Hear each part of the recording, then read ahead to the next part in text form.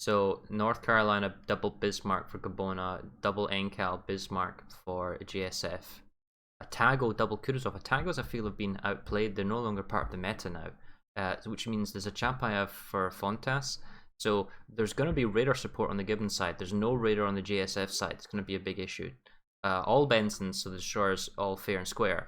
And double Benson, double Kutuzov means that one Benson and one Kutuzov can go into pairings, so that there'll be plenty of smoke. I have to favor from at least the team composition, the Gibbons side ever so slightly, because a long-range IFHE makes the Chapayev technically better than the Tago, even though it's got its stealth, some torp capability, and heal.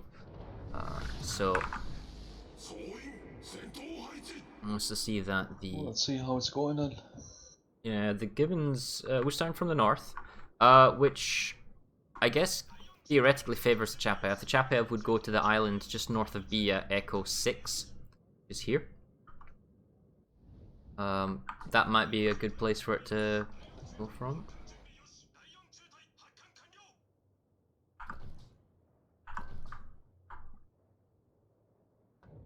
Right, so if you're not aware, there isn't an observer mode yet, so carriers have to sort of commit a little bit of suicide. Yeah, I'm already on it. Right. My torpedo bombers. So the Gibbons carrier doing a dive bomber scout first. So he's dropped his payload and he's going a scout over Charlie. Benson's going Bravo and another Benson's going Charlie as well. And it looks like the remainder of the force is going an AB push. So I think the Benson over Charlie from Gibbons is going to turn. Yeah, because he's already got a hostile Benson. Scout plane's seen it. Now the carrier from JSF hasn't yet seen that Benson, but he's isolated. He could be super focus fired if he doesn't turn and run, because there's no fighters yet from the Shikako in the north, which, to be honest, he should be moving fighters into the center, because this Gibbons Svalion, you guys see him in north of C, right? And he's going to take all the shots. GBONS is, well, it's safe behind an island, although he's not unspotted anymore. The JSF has more the targets on towards C and B, it seems. Yeah, we see that this other Benson's going to go to Alpha, so it looks like they're going to get the A play. The Chapayev is rotating around on the A cap. So the risk here is that the Kutuzov and the Chapayev need to be careful as they rotate to island, but it means they will have good map position on the island between A, B on the south side, so they can get kind of flanking fire. And there's a large parabola currently going on from Gibbons. Whether or not they're going to keep sailing its directions to be seen, but at the moment, it's JSF that has a slight lead in terms of cap point, because they've got Charlie first with that strong push with the Benson Kutuzov into C. Let's see if they can hold it there. I don't like how the JSF used his fighter over A, continues to fight the fighter over A, and didn't do an exit strafe. It's not serving any purpose here. He just lost all 5 planes for nothing. He's pulling his dive bomber back. He was trying to scout what was over A, but you simply can't scout a Kutuzov, let alone a Chapayev, because smart players will turn their anti-air off, allow the plane to fly in closer than, you know, up until they're detected, then turn their AA on and even use a defensive fire, kills the plane before it has a chance to escape, and the player doesn't get the opportunity to react to pull the plane out. Now, check this out. Ola, you see the Bismarck on your team? Yeah, you can already see that Bismarck is semi-dead somewhat. He is also, pushing. The Kutuzov has gotten quite some damage. I mean, he's trying to push up to the smoke, isn't he? But, I mean, oh wow, someone's got a good hit on the Kutuzov from Pelagros. He's already down half health, but the Bismarck's down to 34k. He's lost half his health pool, and he can still be seen right now. He's no longer seen. That was a costly health pool push for B, and maybe they're going to make a kind of a play into taking B, but the Gibbons carrier's got double fighters over B. Just keeping light up. I'm not necessarily super thrilled with the fact that he's scouting with the fighters rather than scouting with his dive bombers. I mean, he is spotting the JSF 101 Manta and the Kutuzov Death from above over C, but the AA will wreck that. And why are you spotting it? No one's going to shoot at them. No one's kind of looking at them as well, right? That sure is a thing.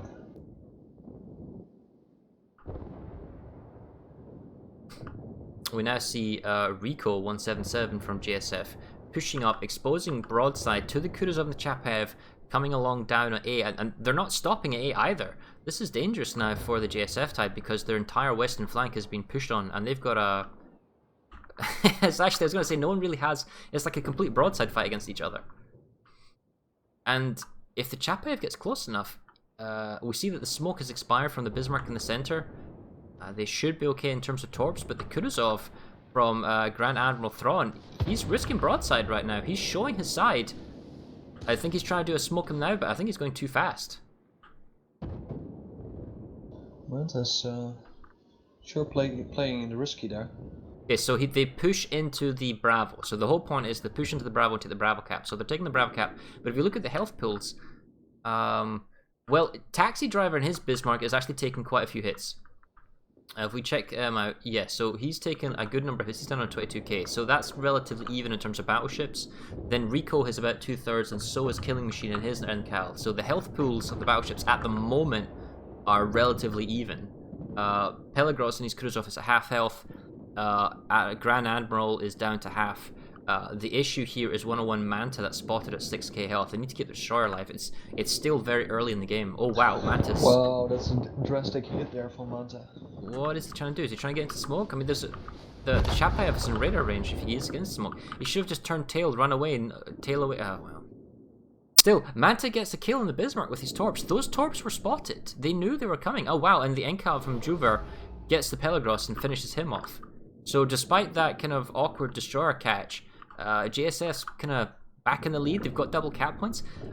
I'm concerned about the two battleships in the center at B. They are somewhat... You know where they are because they're in smoke, so you can torp the smoke cloud. Yeah, that's the issue. See if JSF takes the advantage onto that. So far it seems like JSF is taking it a bit risky and easier and holding off the Benson from GBONS. If you're JSF right now, you don't technically need to push aggressively because you've got the double capture points. I'd actually like to see them somewhat try and disengage themselves, but they're in an awkward position. However, what they could do is they could push hard straight ahead from their B to the north side of the B into the A north side, because then there's only 3 ships in front of them. The Chapayev, Bismarck, and Benson from the GBONS side wouldn't have a shot on them. But then again, they don't necessarily need to push, but I don't like the fact they're staying in the open because it kind of makes it easy to get torped.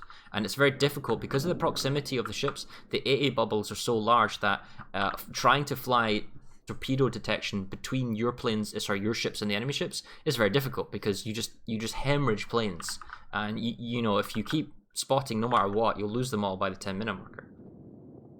Now, Killing Machine and his NCAL, is he trying to escape? Yeah, he's turning away, so he's not reversing. He's going full speed out of the combat area, down to 11k. Yeah, so far like 4 ships have aiming onto Northcal, onto Killing Machine. Spallion's trying to get smoke. Kutuzov trying to do so. Both ships are trying to smoke, but that's a mistake. Both the Kutuzov and the Benson now have used smoke, and it's a desperation smoke to save the North Carolina. But the problem is, wasted 2 smokes. Yeah. You've wasted 2 smokes here, which means what can you do with the smoke tunnel? And they no longer have sight on B, so it's kind of falling apart from GBONS here. Like Vuklus, the Shokaku was spotted like for a second. The entire... How many of the enemy team is in that smoke cloud in B? Is it like the entire team other than the carrier? Well, the carrier, that Tango is a bit more defensive even. He's on G8. But the rest of the team, you know, like 6 people are all in that area. In the same smoke, yes. If safe, and I stress the words, safe torps can be fired at the smoke cloud, you can probably rely yourself to get some connections here. The Benson, you see the torps coming in now? Yeah, the Takaros 87 or 8, he's trying to push in, get torps, and he's paid with a lot of health. Yeah, Kutuzov just taken to North Carolina. He dies. Nearly dead. Yeah, Rico nearly dies there as well. And what about Olaf? Nope, torps expire. Well, they get a kill, and it's predictable locations. It did cost a lot of health pool. Counter torps on the smoke cloud south of Alpha, but no, they're able to evade that.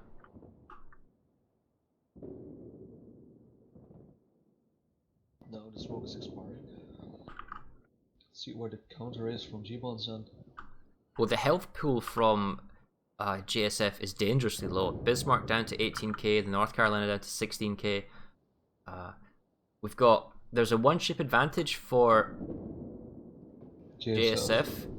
But yeah, okay, so the health pools are actually very, very dangerously low.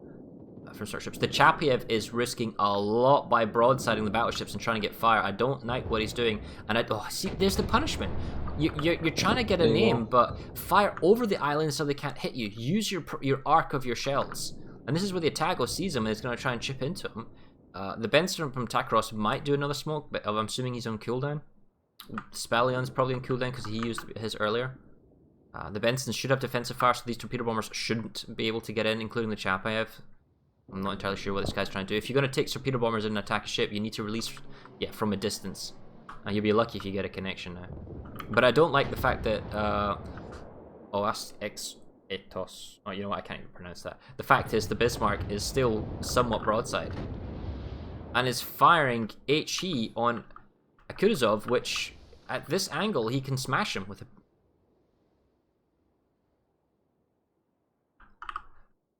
No, I think but still, Olaf's going to dodge these torps, so he should be okay. Well, the clock is ticking. It's not necessarily the clock, but the point counter is ticking up to 750. GSF has an advantage of 300 points. See, alright, so now there's the smoke cloud. So there's the smoke cloud covering the Chapiev and the Bismarck. They have radar, they have plane detection in terms of fighters forming an arc.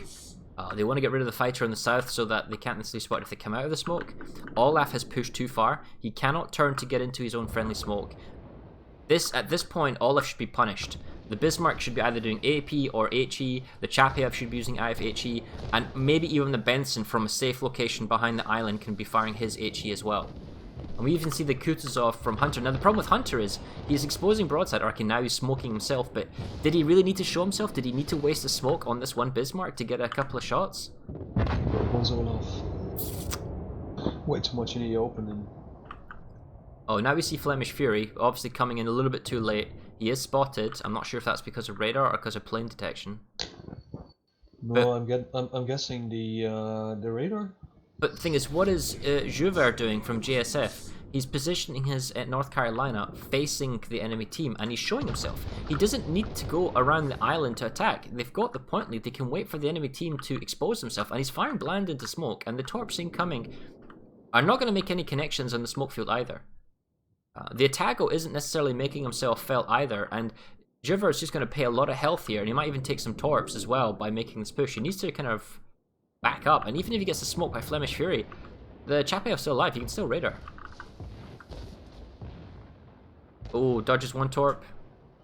Here comes the other one. Oh, that's probably a flooding though, because yeah, he's used his damage control party. So if Gibbons is paying attention, they can reapply fire floods, or at least fires. Oh wow! Death from above, just get railed. Finally, an AP shot. I don't know why he was still detected. He should have either purled away or turned around or smoked himself up. But if you're a cruiser and there's a line of sight to an enemy battleship, you're pretty much guaranteed to get shot at and killed. It doesn't matter how you position your ship. As a cruiser like the Kutuzov or the Chapiev, one good AP shot, you die. And even if you don't die, you can't afford to lose half your health pool.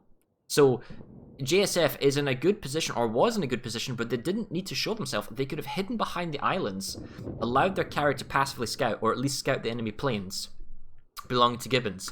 AA'd the planes down if they tried to come in line of sight, and by using the islands and kind of carrier spotting on the flanks to spot for incoming torps from the angles where they can be hit, they could just wait for the green team, or in this instance Gibbons, to come in and try and push and get themselves in a disfavorable situation, but they didn't. Both battleships showed themselves, and the cruiser just kept showing himself, and they're being punished for it now. Well, you see Rico fleeing, trying to flee at least. I mean, with 6.6k. There's still 880 points. If none of their ships die and they're able to hide, go stealth, stop showing themselves, and back up, the Charlie point is enough to win the game. They're still, even though they've lost and they're down on ships, they're still ahead and they're going to win this game. It really comes down to if Jouvert can hide in his North Carolina and not get killed here, use the island to his advantage. If whether or not Flemish Fury can support him or whatnot, I don't know. And it's very much on Werner to provide scout of the Gibbon team as well. They can't have surprise torps incoming. Oh, the torpedo bomber cross drop. Man, that was brutal. The thing is, I don't know, if you guys saw those torpedo planes, but there was no defensive fire. The Benson kind of left them. Okay, but I'm Again, guessing Werner is low on planes. but why is he so close? The point is they're up to 880 and they still have double cap. Only now is the Benson from Spaling going to go into B and he'll start contesting it. But point-wise, they're still in the lead and there's still only 100 points to go, well, more or less, right? So if they keep retreating and then just defend the Charlie point, they're fine. But with the carrier being this close up, he's susceptible to being absolutely nailed by range fire. They just lost their spotting upon the Benson on the H6 sector. The only ship seems to be going for B. The only ship that Gibbons can see right now is the Atago. I'm not sure. If I was the Atago, I'd double back around to C, work on the sea defense rather than trying to flank from the south, because the south isn't going to do anything for your team. However, let's be clear, 5 minutes to go, and despite being very low in health, and he owes Flemish Fury, this is a very important fight right now. He's going to reset the cap, but he can't afford to die. This is the most important thing. He cannot afford to die because those points are what's more important. Defending B isn't important. Staying alive is important. I'm actually questioning Flemish Fury's decision making here because the Kutuzov is going to come and apply its firepower. If Flemish has a smoke, he needs to use it now and pray there's no... Well, the Hunter is about to get... the Torps! Nice. 970! Okay, 970. This is huge. Oh, but who died? Rico died on the North. It's North Carolina, so they're back roughly even points. The DD has escaped. We've lost sight of him. They're back to 950 points. The Shikaku is now the problem because we see the Shikaku, and if he dies, that's the point problem. He needs to escape, and as soon as he turns, he'll probably be AP'd in Citadel or something. But it's 930 points. 924, ticking up. It's gonna be tricky. I don't think actually the carrier shouldn't run away from this. Well, he just needs to keep reversing then and not expose broadside.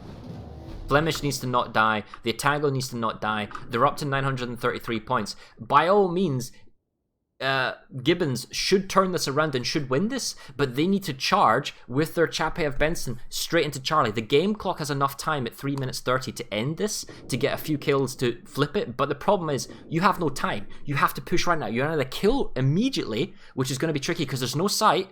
I think the enemy aircraft carrier from Gibbons has run out of planes because he's trying to push up as much as he can. The Spallon has to push in as hard as he can. 951, he has no choice but to rush in. JSF is playing this smart on the points though. The Shokako is also visible. Yeah, and this is where we're saying, see, we're at this critical junction where in the last 5 minutes, you need a plane to spot. Imagine if Werner was able to spot the Takaros Benson from Gibbons that's critically low. He only has 723 health. Or the Chapayev is at 9k. The Atago could be effective at shooting him, but he doesn't.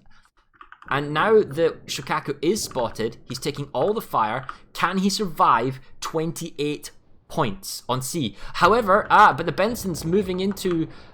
Flemish Fury is allowing the Benson to move into C, so they're not gaining any more points. Now he needs to survive another 2.5 minutes. And as soon as the Shokaku dies, it's going to be, what, like 100 point swing? Which is enough. And now they've got double cap points. They're actually winning. So Gibbons is probably going to pull this off. Like, last moment clutch save. Even if Flemish Fury has a smoke and he smokes Werner, it's not enough because they're losing the C cap. And Werner shouldn't have been that close in the first place. Alright, he goes down, points are flipped. Now, that's a Gibbons win. I mean, the fact is, the Atago needs to get a kill. They need to get multiple kills to force us up into the 1,000 point marker.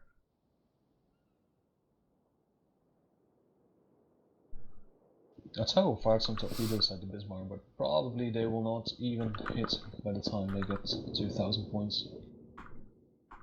It's 961. He'd need to get a lot of connections. But the problem is, even if they killed like 1 or 2 ships, it's still 1:30 and they have triple cap points. The point accumulation. A shot there at Chapayev with the AP. No damage.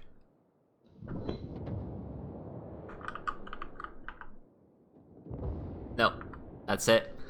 Gibbons pulling that around, losing a couple of ships early on, but wow, that was That was a good flip, but I feel that both carriers ran out of planes, and the spotting at the end was so critical, but there was none to be had from the carriers. And so we'll update the score now. So that's 1-0. The left team score 1-0. There we go. Or if you can't find the training room up again, see if they go straight into game number 2.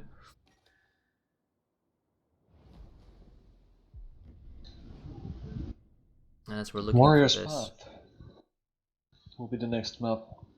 oh, okay. Well, while waiting for that to come up, let's throw up the tactics map again. So, it's this one here. So what ended up happening was pretty much as we said, and we're going to do this from a green chip's point of view.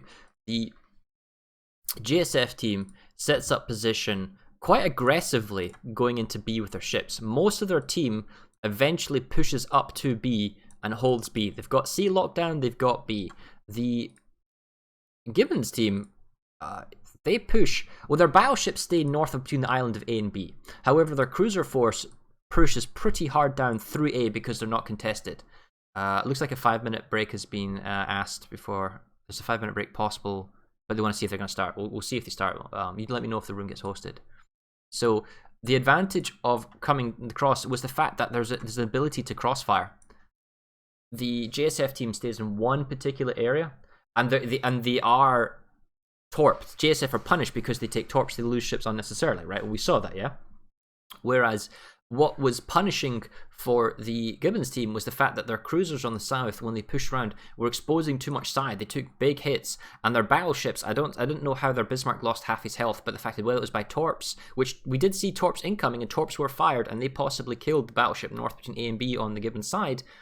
They lost 2 battleships here up in the north, if memory serves me right.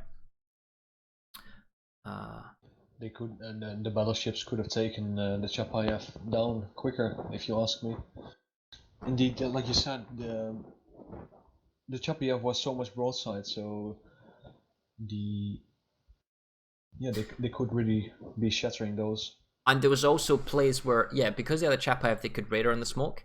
But some of the teams, the health pools of the destroyers, for example, they lost like a ton of their health. Like right at the beginning, the JSF team, they lost a destroyer because he was on the kind of B cap in the north, but he had nowhere to escape to. He was turned, he was spotted, and the whole focus fired on him. Now, was he launching torps or trying to get in a reasonable location? That's fine, but we saw games yesterday and we saw games today where the team's destroyers get heavily punished, and that was also the case for the GBONS destroyer. He was, I believe, somewhere between the island south, between A and B, looking to do torps, and he got heavily punished with his health, and he was down to 751 health by the end. He's not any way to get that back, and if there's enough chance for the enemy carrier to spot him, the Atago could have killed him, or some of the remaining ships, or the destroyer could have killed him as well. And the reason why on a map like Trident you need to be careful as a carrier and not be like overcommitting of your planes right at the beginning is because, there's the game, I'll wait for it to fill up before I join, is the AA bubbles. I'm going to show you the AA bubbles here of around, standard AA range is around 7.2 kilometers this tier, right? Some of them have slightly more. If we go 7.2 kilometers, that's a fairly large bubble. And if we do the exact same for the green team, maybe they have a Chapayev in the corner or they have a battleship kind of on the north side, 7.2 kilometers. Like that. You'll see that it's impossible for a plane to scout incoming torps in this hypothetical no man's land in the middle through here. You simply can't send planes and spot, and if I just select the dive bomber here to make the point, one dive bomber flying back and forth, trying to spot torps in a meaningful way, he's inside the AA bubble of the enemy team. And you just can't see anything. And at that point, you have to be realistic. You can't scout that. So what you would normally do is you would scout the flanks. You wouldn't scout the inner center because you just bleed hemorrhage planes. You keep your planes, specifically probably your fighters, at a safe distance outside of the enemy AA bubble. But you do it so that anything flying to you can threaten off. And your dive bombers, which have dropped payload and they're safe to kind of fly around, you would scout the flanks, which we didn't see this game, or at least that's how I would do it. I would scout the flanks and watch for any stragglers. Is there a destroyer coming along? For example, if I was the JSF team and there was an enemy team in the south, I'd want to see him because this destroyer that was flanking around the south had the option to torp into the smoke. Well, I think you saw Werner just losing his planes too quickly on the enemy team. He was pretty low health on the planes in around the 10-minute mark, if I'm correct. Yeah, this is what I'm trying to get at, is that the fighters, I think it was roughly even trade. Both carriers were kind of bled out. Actually, if we go back into the game, And let's check the report on who had plane kills. I'll turn off the tactics briefly and show us the team score.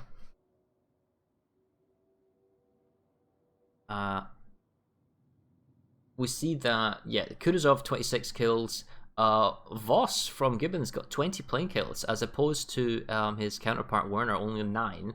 But Rico and his NCAL gets 20, Kutuzov gets 19 before he gets super citadeled and absolutely smashed on the north of B. I remember that from JSF, he got killed. And then everyone else got a number of plane kills. And it's roughly the same from the GBONS team, although, you know, the carry did some good work. You gotta keep something in reserve. You know, torpedo bombers are nice to attack with, but if you're desperate, you gotta keep them for spotting. Or dive bombers, you're limited in the number that you have, but if you gotta like you gotta look at what you've got. Right, it's like on the 12-minute game marker, I can't fly over the enemy scout. And if it's like so important that you have to go there because there's a critical fight, fine. That's a suicide spot. Somebody calls an important measure, you suicide spot, you see what's coming in, because you have to. But otherwise, you gotta keep your planes back, you gotta scout the flanks where it's safe and there's no AA. Like, for example, if we go back to the tactics map at the moment, and I'm the GBONS carrier, what would be more beneficial is to keep the fighters on the flanks watching for any incoming torps, because I can watch long-range torps outside the AA range of the enemy ships. More or less just. And you have to waypoint your planes to fly back and forth, not fly in a circle because they can fly into the enemy AA bubble. But also, you want to perhaps go around the enemy's grouping if they're all in one area, and maybe you can find the enemy aircraft carrier. Because if he's moved up or he's out of position, you can kind of spot him. That's kind of nice to know where he is. Maybe there's a shot opportunity, or it just gives you good map awareness. Where's the team? Where they're going to go? So you don't need to fly directly over enemy AA bubbles, but you just want to spot for kind of flankers and that type of stuff. Most of the heavy weight of scouting is going to have to be picked up by line of sight, destroyers, that type of stuff. But this is where radar comes into play, because if you know there's an enemy destroyer and you've got line of sight on him, a good organized team will say there's a destroyer in the smoke, everyone point smoke, tell me the situation, you reload guns are reloaded, okay, I'm radaring in 3, 2, 1, boom, everyone focus fires. You know, and that was also the case with the smoke, wasn't it? We saw, was it the GBONS tried to save their North Carolina, right? On the north side between A and B Island. And we saw the Benson moving in and the Kutuzov moving in, trying to do a double smoke. They wasted both their smokes trying to save a ship that was doomed. Although I must say that JSF did a really good job there without actually having the radar ships alongside. The room's up if you want to join. Yeah, but you're right. From the JSF's point of view, they get the C-cap with the aggressive Benson, and they get the in the beginning they have a Benson and they have a Kutuzov that pushes up, forces out the enemy destroyer Benson, and they grab the cap. Yep. So that was a good kind of play in that respect, and then they rotate into B. What I wasn't so hot on was the battleship and the rest of the team push by JSF pushing into B and putting themselves in one big smoke ball. It's just asking you to get torped. Long-range torpedo bomber torps, or just destroyer torps, or any other ship that has like a 10-kilometer torp will fire at you and take random hits. And they lost ships due to that because they were all clumped up. Streamers ready. They might have split it after the North group was taken down. That perhaps the Kutuzov and the Benson were going after the enemies just by going that way. Yeah. But the thing about JSF though is that they had map control. They had both capture points. The enemy team is locked out at A. They have to push to you, through you, to get to the points. So you don't need to be up and close in person with them, and you don't even need to show yourself at them. You can fire over the arcs of the islands if you've got that kind of aim. You just need to passively scout for flankers or torps, and let the enemy team play disadvantageously into you. Don't show yourself and get shot at, which is what they did. Now, anyway, Warriors Path. Let's take the stream competition. So both of Shikakus again. North Carolina, double Bismarck, double North Carolina, Bismarck. So same battleships, right? And both got 4 Kutuzov 2 apiece, 4 Bensons 2 apiece, and the Chappie have attackers. So ship specifications the same, right? Seems like they're putting up the same team, yes. Now, is this because they're comfortable and they've practiced with this, or just they don't have anyone else necessarily to sub in? Or maybe they don't have a kind of a play for this map, but Unlike Trident, this map is far larger, more widened and open. The gaps between Alpha and Bravo and Charlie are quite large. Yesterday, we saw Grom get dismantled by Orca, who locked out Grom, who came from the south, in the A cap, and they were completely locked in. So we'll see what happens today. I should say spoiler alert. Looks like F5 is the focus. So the team is gonna... Alright, so the Gibbon team is pushing hard for Alpha and also the island south of Bravo. I'm not entirely sure about that, because if they go to the island south of Bravo at Foxtrot 5, it means that anyone from your team in JSF that's on the island north of B, which is at Delta 6, has like a good cross line of fire. We'll see how that goes though.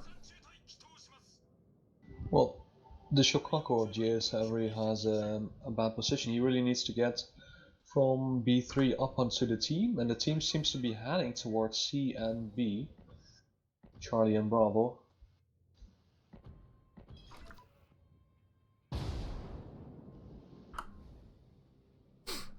Well, first dive bomb scouts from both teams coming in, so we see that JSF is spotting early the Benson going for A, so they know the intended play. At the moment, nobody from... Okay, now Gibbon sees... Yeah, so we see that your Bismarck in North Carolina is moving to position north of Bravo. Is there anyone... Oh, wow, the Shikaku is spotted. He could be pot-shotted here if he doesn't turn north. He's perfectly broadside. Werner needs to go north hard. He's taking the hard play directly. He needs to go up north and then along. I mean, his spawn position wasn't the greatest, but where he is right now is dangerous.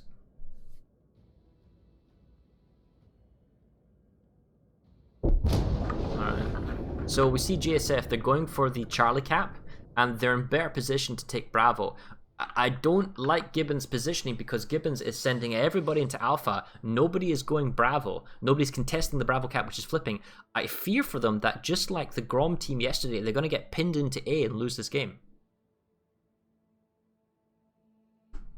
Although JSF does not seem to be aware of that yet. The North Cal is still moving towards the Charlie point. The Atago is joining Benson into Charlie. They could rotate around, I guess, or they could turn and use the gap in the islands between Delta Echo 7.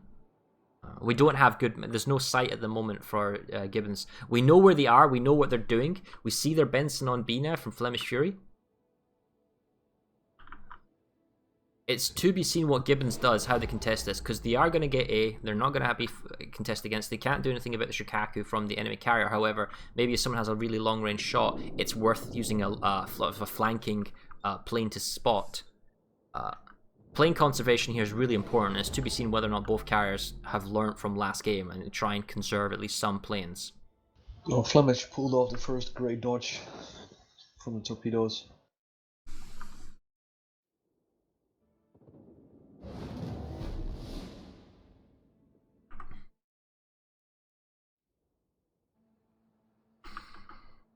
Werner is trying to lure down the planes away from him.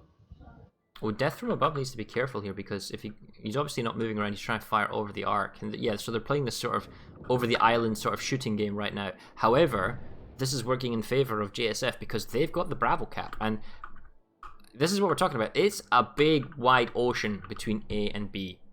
To get across, you need to smoke train. Now, there's an advantage here from Gibbon because they don't have to deal with a radar ship. They can Benson or double Benson or Benson and Kutuzov smoke trail into Bravo towards one of the island groups or whatnot. And then with good carrier spotting for torps, that's fine. Actually, there's a big carrier fight currently going on over at the Benson at Spalian.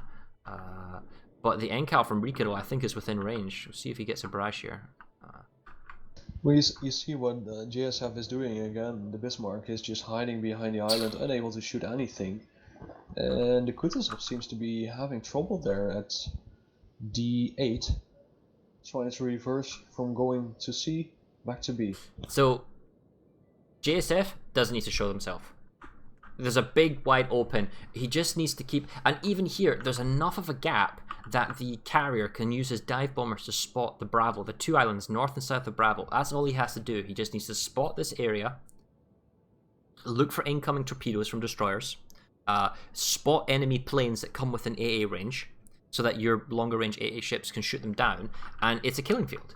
It's up to GBONS now to make the much riskier play to push into Bravo, playing into the hands of JSF. This was kind of bad from the Werner guy. He had a vision of the Benson, and there were 5 ships potentially able to shoot at the Benson, but he pulled off his fighters from it. You're talking about the Benson south of B because he just smoked up. No, up on C. The Benson up on C. You mean north of A? Probably on C4 now. You mean talking about Spalian? I can't see. A is on the west, C is on the east. There's nothing going on at east. At the north, the Benson north. Yeah, so the northwest, which is A. Yeah. Well, we see an attempted attack, but I imagine Spalian has a defensive fire. We know that the Shikaku from Vosk lost the fighter duel, so he's going to take a while before he can get his planes back up. So the thing is, the Kutuzov from Hunter and Taxi Driver should, assuming they are in range, which they should be, and let's check this out. Yeah, they should totally be in range. They should be A-ing those planes down. Okay. Flanking dive bomber, keeping the Atago lit up would be very useful. You don't necessarily need to attack with your torpedo planes, but you want to fend off the dive bomber so that your Benson, the Takros, isn't spotted. Keeping the Atago lit up means you can get some kind of pot long range shots, but the longer that GBONS waits, the more of a chance JSF has here, because they're just slowly building up a lead of points due to their double cap. And we're not seeing a smoke trail. I'm not sure how the teams are going to pull this off. We do see the teams are splitting into 2 teams. There's a Benson, Kutuzov, Bismarck in the north, along with an Enkal, Bismarck, Chapayev, Kutuzov, and Benson in the south. Takros is using a defensive smoke next to Bravo. If he changed, the thing is, it's not even a smoke that leads into Bravo. He's doing it sort of defensively. I'd like to see the southern ships move up into Takros' smoke and perhaps move to contest Bravo. I mean, there's plenty of planes spotting torpedoes, but that isn't happening at the moment. Looks like the northern team is trying to pressure as well, but the destroyers are sort of having kind of a little DD off. Well, I think Manta in the south has difficulties just passing to Takros. By the planes, the fighters are just about to spot him there. Spalian's taking a bunch of hits though. He's down about a quarter of his health because he's taking shots from the battleship. And there's no sighting of themselves with the Enkal, who I'm guessing is in... Yeah, he's in smoke here from Flemish Fury.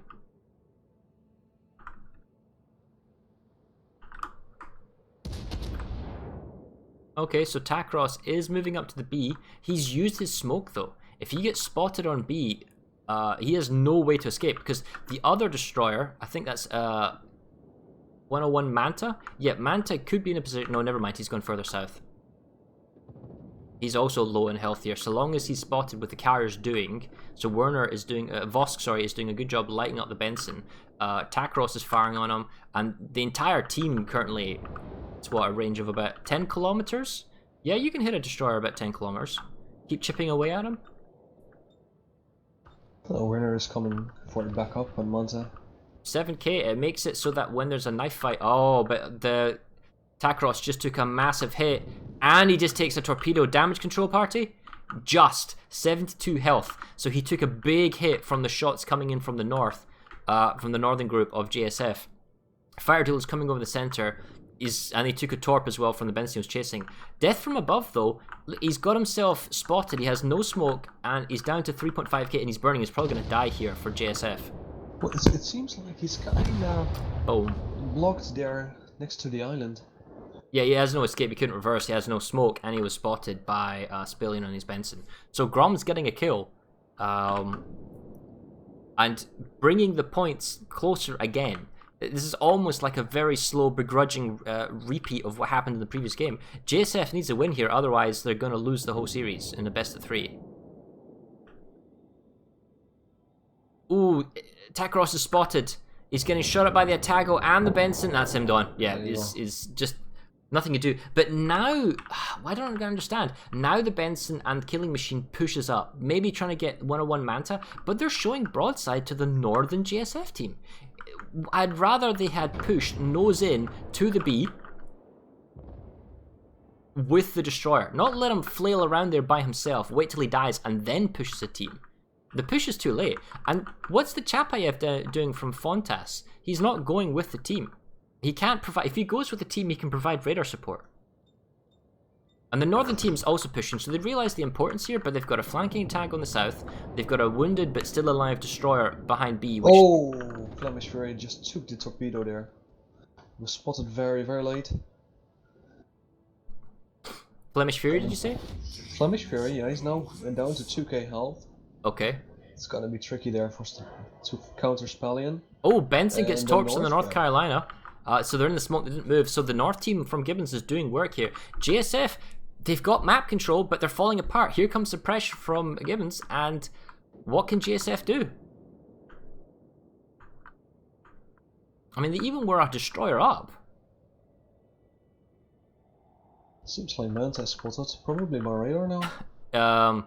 He's hiding behind the island. There are scout planes up. This probably feels like a radar spot. He's pinned in. There's no escape from him. He might be able to smoke.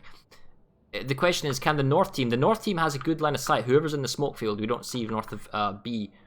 And we see the Kutuzov. This is incredibly dangerous from Pelargos. He's almost broadsiding the northern side of B. He could be smashed by blast battleship unless they've got a line of sight. Or maybe he's gone too far back behind the island. I'm guessing that... oh, carriers on Manta. Check this out. Incoming torps.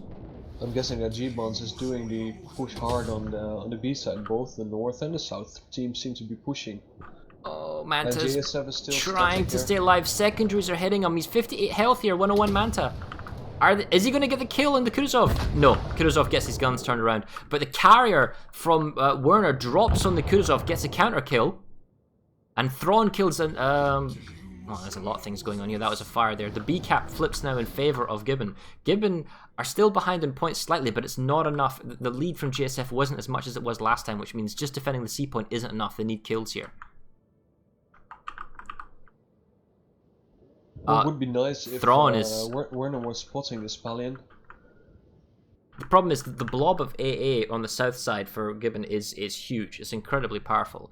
At best he can do is fly over his own ships and just provide torpedo spotting, and Bismarck takes down Admiral Thrawn, and that was just kind of like a blind shot. They roughly knew where he was, I think.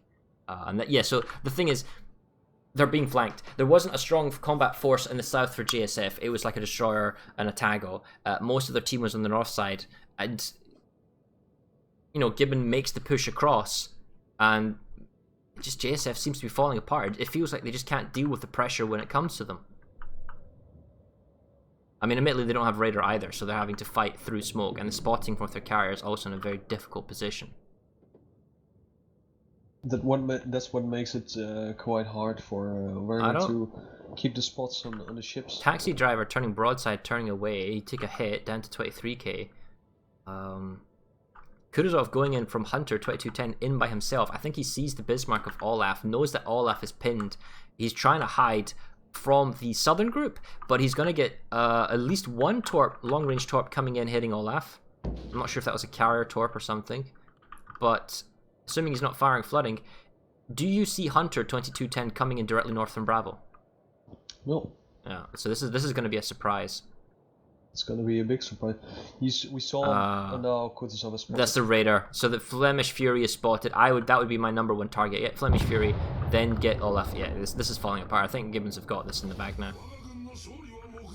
JSF Hunter showing just got spotted, so he should be able to take down Olaf pretty much. Plane goes down, and it depends whether or not Olaf can turn his turrets in time and do something about it. The Kutuzov can theoretically at this point, since they're so far ahead, can suicide torp him and get him. And the fact is, if the Bismarck turns his guns and focuses on the south, on the north in this case, the Kutuzov Hunter, then the southern group kills him off. Flanking torps from the Atago. You might get 2 torps on the killing machine. There comes the torpedoes from the Hunter. Yeah, Hunter gets his Bismarck. Bismarck's gone. Oh, the torps just expire. The Atago's torps expire, and he doesn't get hits.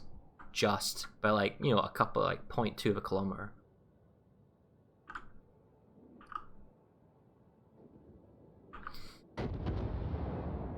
Not as dramatic as game number 1.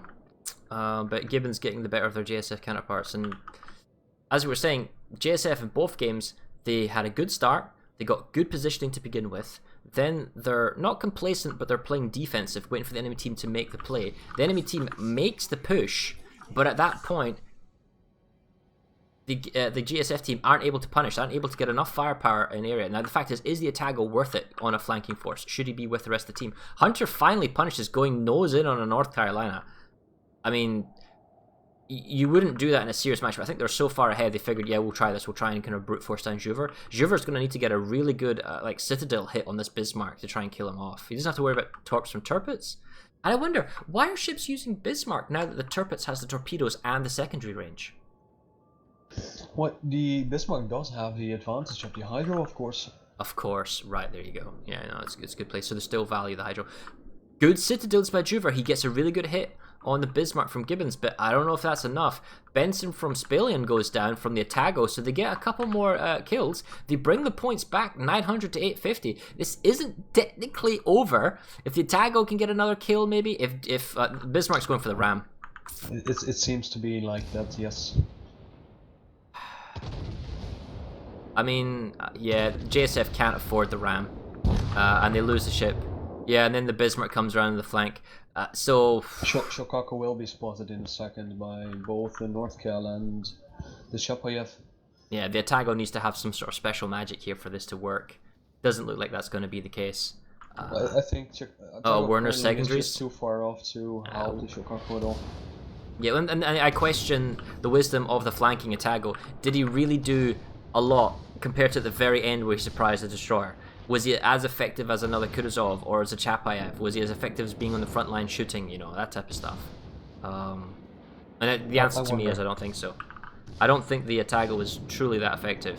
Not as effective as like a 16-17 kilometer IFHE spammer Kutuzov. That's where Werner goes down, and Gibbons gets their second win. I have no idea where that thing's mirrored.